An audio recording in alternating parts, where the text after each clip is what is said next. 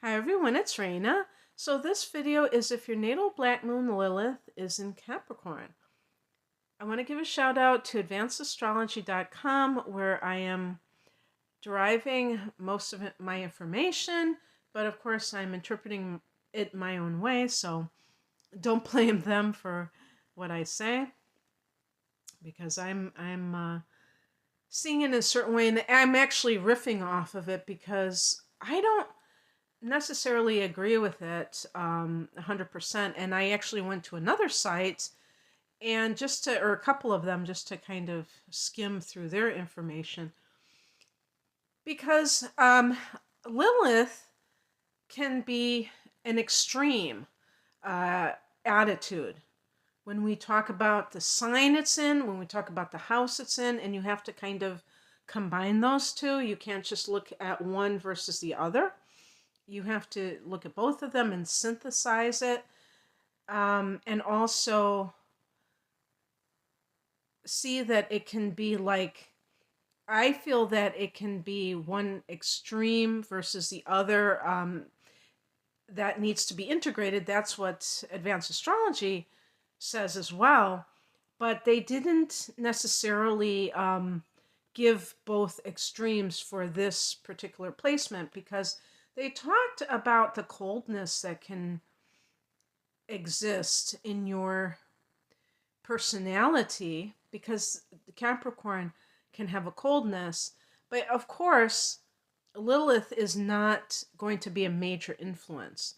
Now, of course, if your Lilith is in the first house, that's going to be your persona, and that will be very much front and center, or maybe even your 10th house, because that could be the reputation that you have. And so, for instance, professionally, people may see you uh, as being rather cold, and that's not necessarily how you are altogether, but it could certainly be a facet of you. And what I would like to say about this is that all of these things to me could be one versus the other. So when they talk about that you might be resentful of, regulations, structure, rules, that you could also be overly accommodating to them. And I think that some of you will resonate with that because it can't just be one versus the other with Lilith. It has to be both possibilities, but they're both extremes. So neither one of them is ideal by any stretch of the imagination. And the person may be a little bit too prone to follow regulations and in their own life be excessively structured. So maybe you have a to-do list every day, or what do they call those day timers, and you have every little 15-minute segment filled out. You don't have any free time or something like that. And then the opposite of that would be somebody who's just completely like, screw routines and rules and all of that. And I would say on that end of the spectrum, that might be somebody who is, maybe they're already like a fire sign, which is naturally rebellious. Or like a Pisces, which it isn't so much about rebellion, but the ruler of Pisces is Neptune, and Neptune is boundaryless. So it dissolves, including structures. So very unstructured. And so, yeah, so it could be something along those lines more than anything else. But they used the word rigid when they were talking about not being emotional, but also being rigid. And that's why I say that people that are very structured, they can have that sense of rigidity where they do not want to deviate from their schedules or their plans, whatever they are. They're not spontaneous, in other words. So either way, you may have had a family of origin where there were a lot of obstacles in your life. And typically, when we talk about Capricorn, Capricorn is ruled by Saturn. So Saturn can indicate restriction, obstacles, depression, and that could mean some type of depressing environment or coldness. And that's something that you may absorb. That's something that you may find very upsetting. And of course, because when you're young and you experience something, you may not like it, but that is your reality, and you don't have necessarily that ability to see beyond that particular situation. And it just is like, this is what life is. And that can certainly affect you at a very deep level. But it can really create this view of life that you carry with you. And it can make you have a kind of invulnerable facade, which is kind of like a coping mechanism to keep yourself intact so that you can function, so that you can feel like you have control over your life. Um, we see this also with people who are very sensitive, where they try to act tough. This is another version of that. But there might be aspects to yourself, if you did come from a background that was very emotionally bereft, where you didn't have a lot of warmth from your family of origin, then you're just kind of repeating that sort of influence. And it just makes sense that you would kind of not know anything other than that. And another facet of this, and this is kind of like, this can happen too if a person has Saturn rising, Saturn in the first house, is this, I'm sorry, Capricorn rising or Saturn in the first house. It's kind of similar to that, where or even Saturn in the fourth house, where a child has to grow up early, or Saturn in the fifth house too. I keep saying all these different placements, but yeah, where the child has to grow up prematurely. And sometimes, like with Saturn in the first house, they may even have to rely on themselves. They don't have the proper guidance. Maybe they have parents who are incapacitated in some way, addicted, or some kind of physical or mental illness.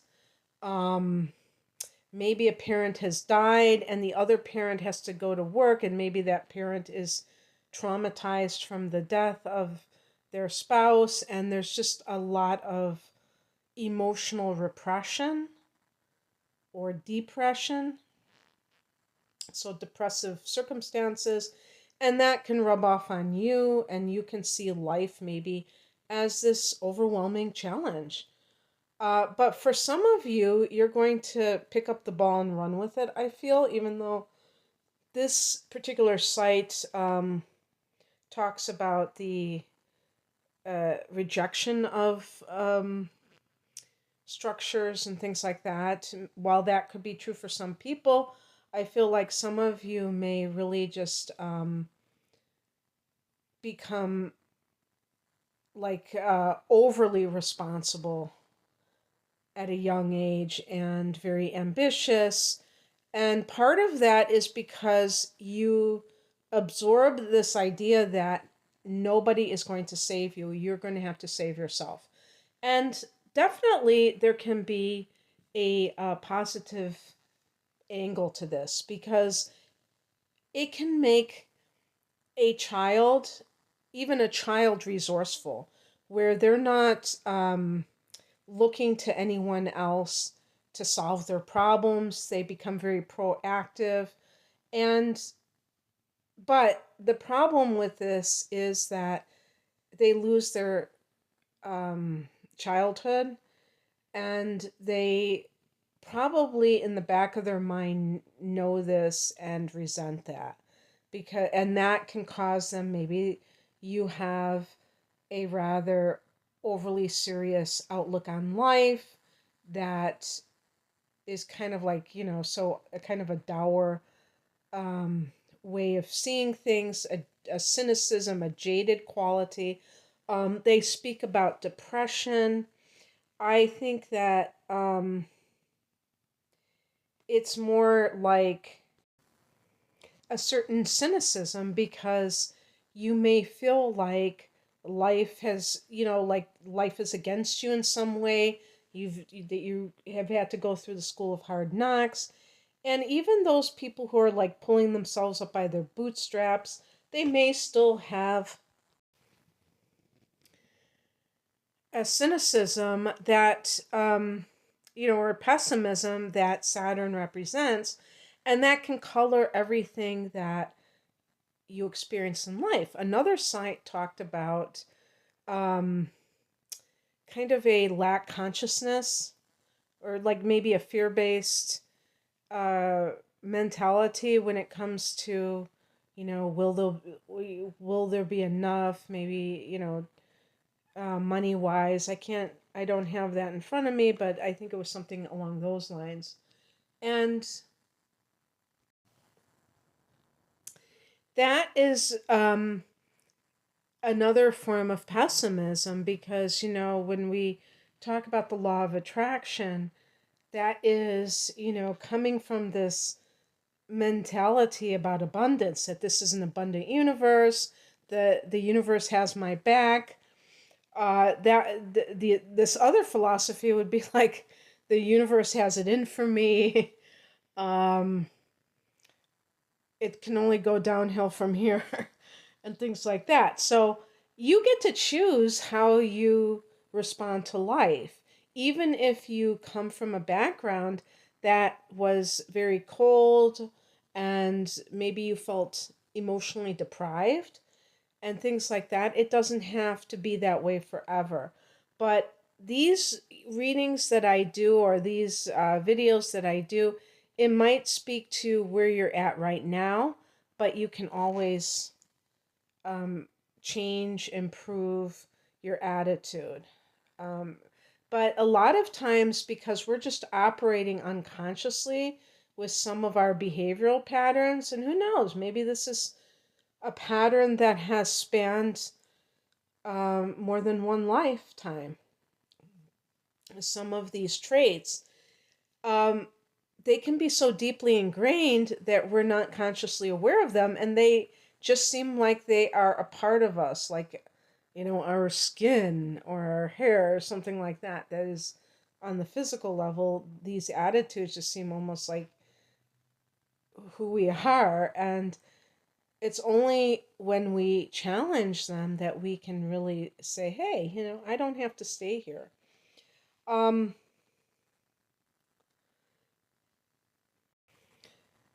they mentioned shame and worthlessness, and a very profound insecure nature. I'm not resonating with that 100%. I think that it might be more of the pessimism of what is possible for you in life. And maybe for some people, they value themselves and underplay what they're capable of.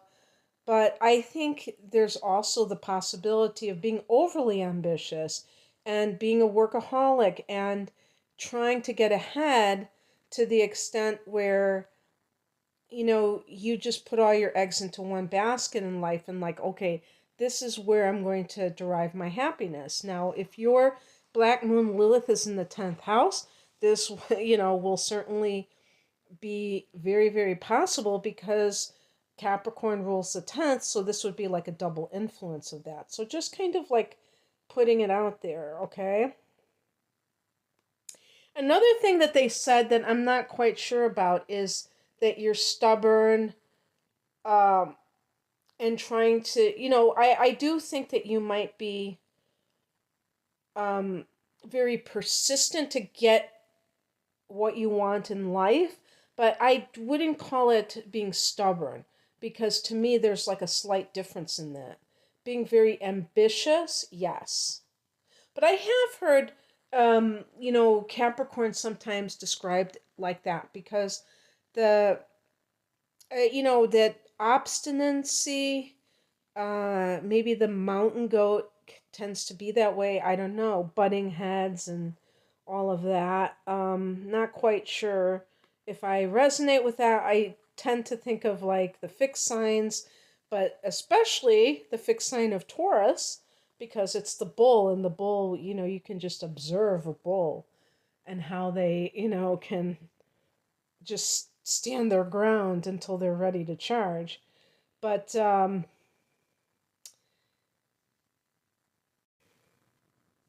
another thing is about the fear of failing at things. And I do think that this is something that the sign of Capricorn struggles with, regardless of what position, whether it's in the moon sign, and you might even have the moon in Capricorn as well.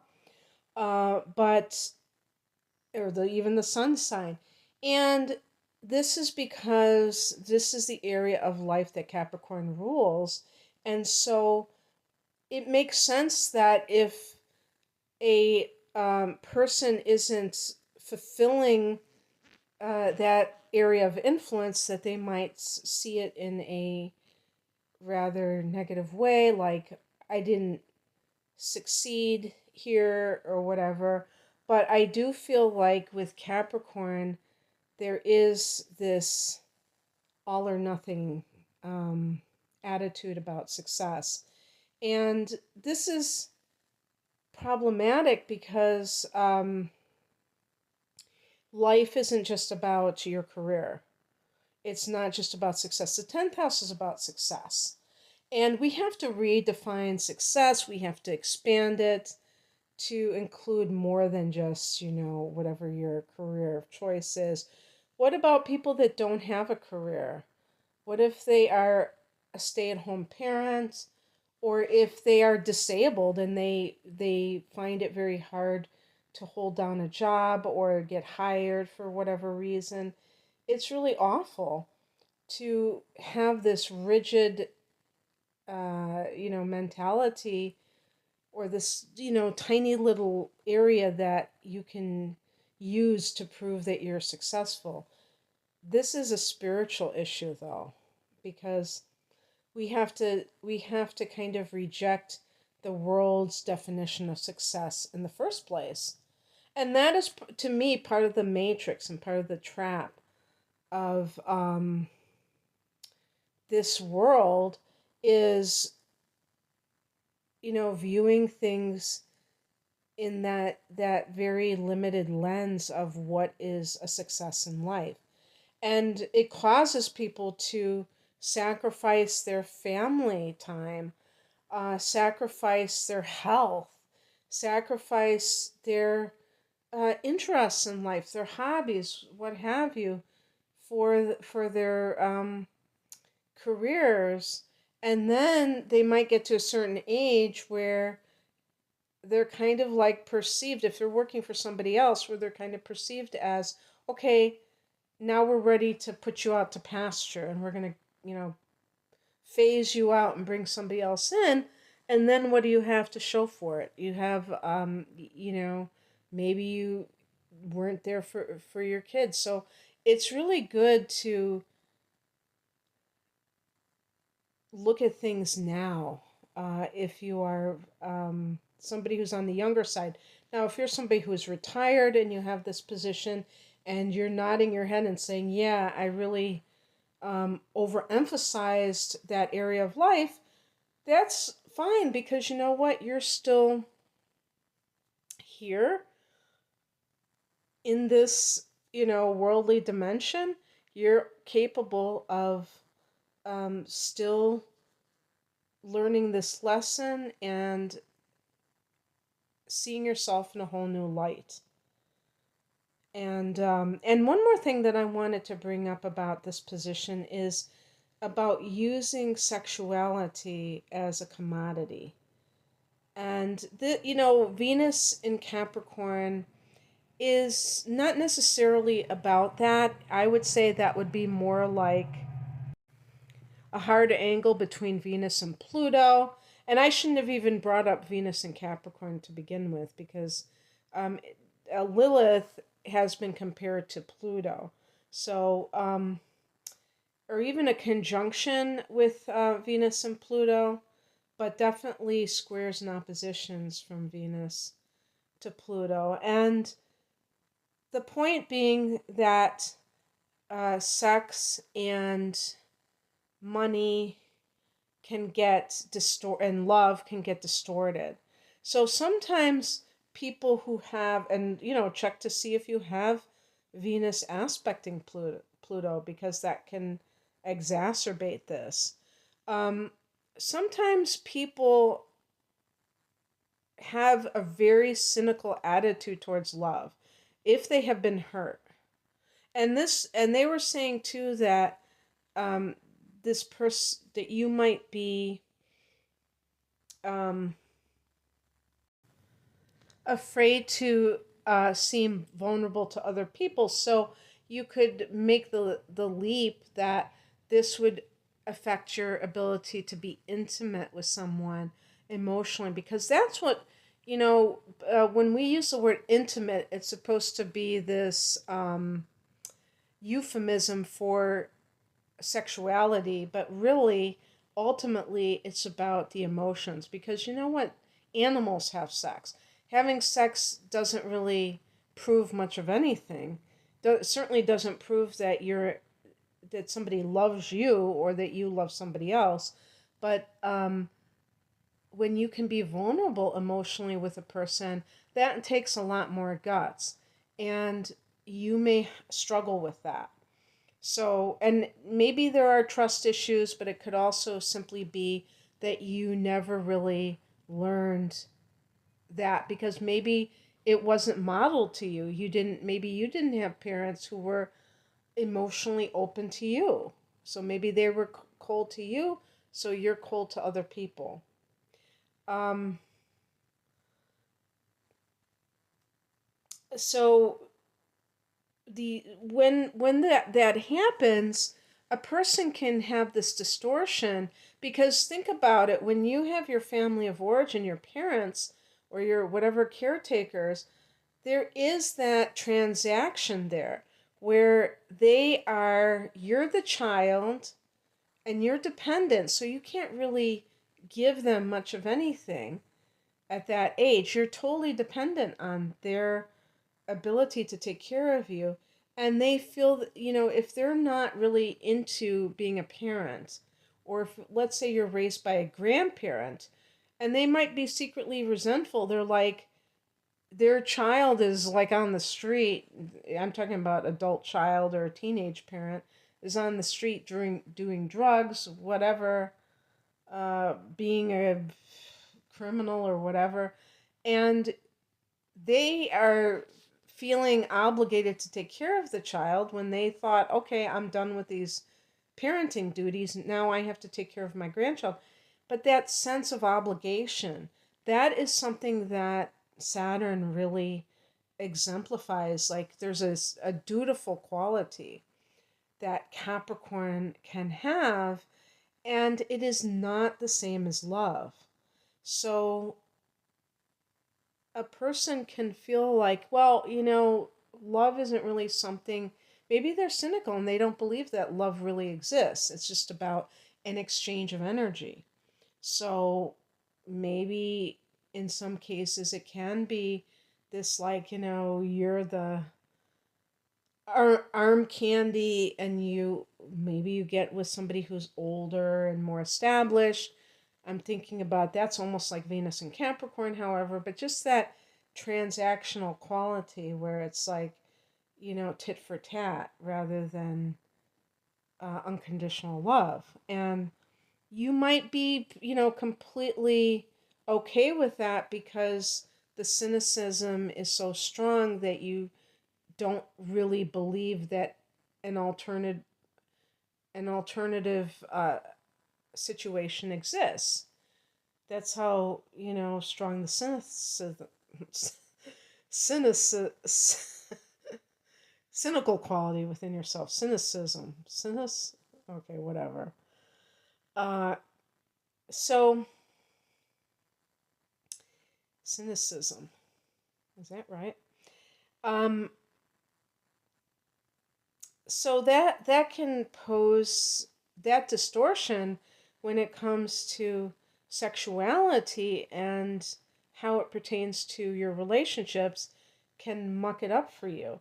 They mentioned falling in love with the wrong person. I don't know exactly why that would be the case. I'm assuming it has to do with the Pluto comparison with Lilith, but specifically with Capricorn, I'm not really necessarily vibing with that, but I do think that sometimes Capricorns do that anyhow. Let me see if there's something else I wanted to. Now, one thing I'm just going to leave with this. Um, I do feel that if you were faced with responsibility at a young age, like if your inner child was basically extinguished, you may resent other people who seem to be more spontaneous, carefree. Um, and this is just me saying that, but they were talking about taking on responsibility at an early age. Um, they also mentioned something about the parenting styles, and I was trying to see what it was. Like, I think they said something about being overly. Okay, let's see. And this was kind of interesting. For some people, you may. I'll just read exactly what it says. You either hold on to control or you are afraid of it. Now, in terms of being afraid of control, it said that it's possible that you were not allowed to grow up. Maybe your parents overprotected you, that they kept you from, kind of becoming an individual in some cases.